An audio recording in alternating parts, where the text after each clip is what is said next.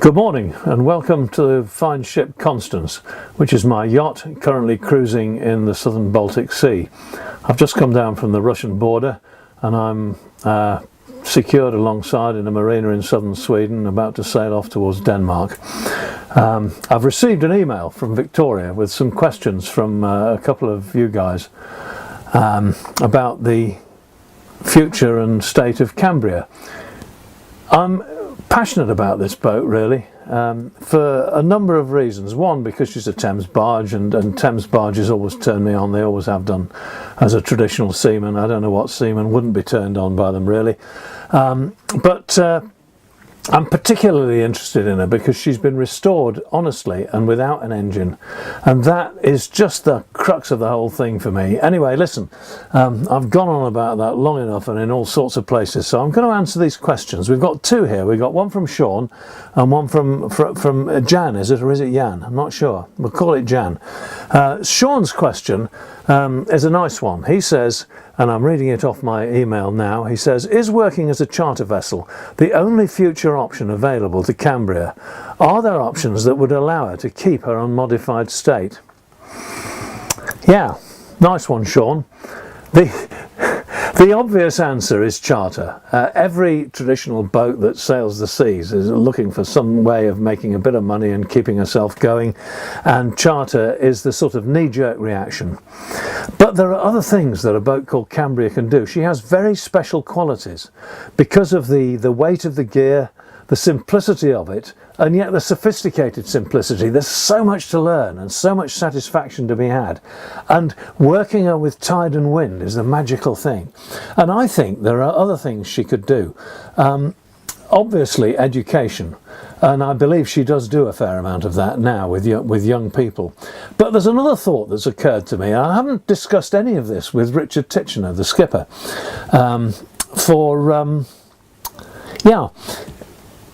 there are people at the moment using modern yachts to provide some rehabilitation for soldiers who've been really beaten up mentally on the battlefield. And we've got a lot of those. Help for Heroes is in my home village of Downton, and it's a big thing. These guys are really getting battered, and I believe they always have, but it's only in the enlightened times in which we live that we see what they're really suffering. Spending some time on an engineless barge with a man like Richard and Hilary as mate, and maybe some of the others, would be a magnificent thing.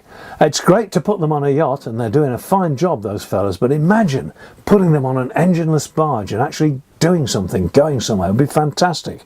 You see, I believe I'm probably quite wrong here, and you'd have to talk to Richard about it to get really chapter and verse, and not only Richard actually, because Richard doesn't have the final say in this. It would be the trust that runs the barge.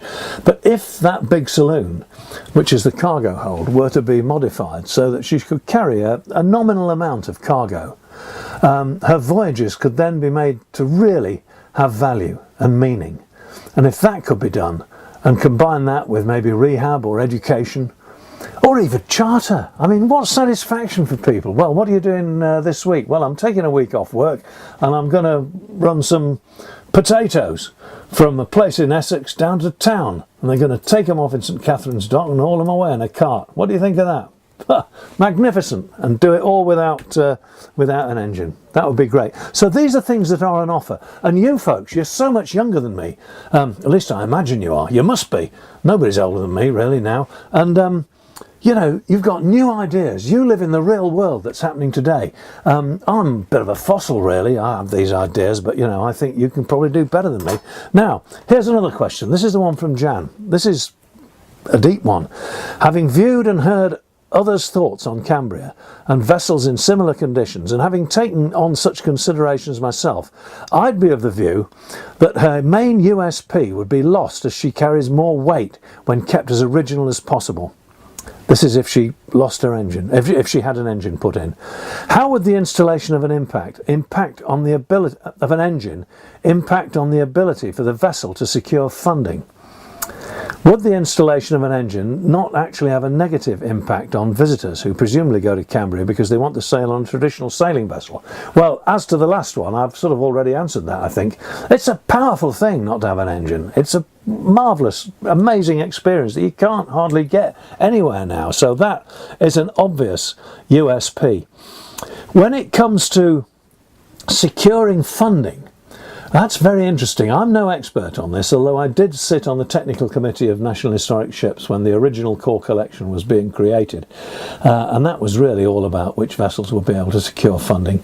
I'm no expert. You really ought to talk to the experts at NHS about that, but I have a suspicion that because being engineless makes her almost unique, not quite, there are one or two others, but it gives her head and shoulders above everything else, really, when it comes to getting funding. These boats must be supported, these boats that are doing things as they always were. To actually sail a boat that doesn't have an engine, it's all right thinking about it, thinking, oh look, it goes without an engine, but to actually be on board, to feel it, to smell it, to feel the weight of the gear, to sit there for 3 hours waiting for the tide to turn when you could just turn the key instead and drive up tide, well, that's not what you do. You wait, as people have always waited from the time of Noah until the turn of the 20th century. Really, just 100 years ago, men put engines in boats and were able to proceed into the eye of the wing further than the boat would carry her own way. It's very, very recent, and we need to hang on to it. The business about funding really is, as I say, not my area, but that's what I think. What else have we got here? Let's just have a look. Actually, going back to Sean for a minute, he says, are there options that would allow her to keep her unmodified state? Well, I think this applies to both questions, really. I mean, here's a thought. The problem in the modern world of running anything without an engine, particularly something like a barge, which does rely heavily on tide, is that people who have got lives to live and have got to get back to go to work or look after their old mum or see their girlfriend, whatever it is, they've got to be back when they say they're going to be back, more or less. And that always doesn't work with sailing ships, never did. So what we have now is a big advantage over what they had then. We have a barge's boat with a big outboard on it. If you're reasonably close to where you've got to go, you can pile people into that, flash up the outboard and go home, put them ashore somewhere where they can get a cab or something. That can be done. Regarding moving the barge herself to where she's maybe supposed to be and isn't, that's a tricky one, and that's where the people who want to put engines in barges really have the whip hand. But you know, there are other ways of doing it. If you go to America, there are great big schooners, bigger than Cambria, operating using things they call yawl boats. It's like a giant barge boat. They lower it on davits over the stern. It comes in behind them. It's got a sucking great diesel engine and a big propeller, and it pushes a barge along so that if they really do get stuck or get it wrong or just are let down by the weather, they can get the barge home. You can tow a barge with a boat like that. There are other ways, and they must be explored, and really in the end they must be implemented, because we cannot let people put engines into boats that have lived a life of working and satisfaction without one.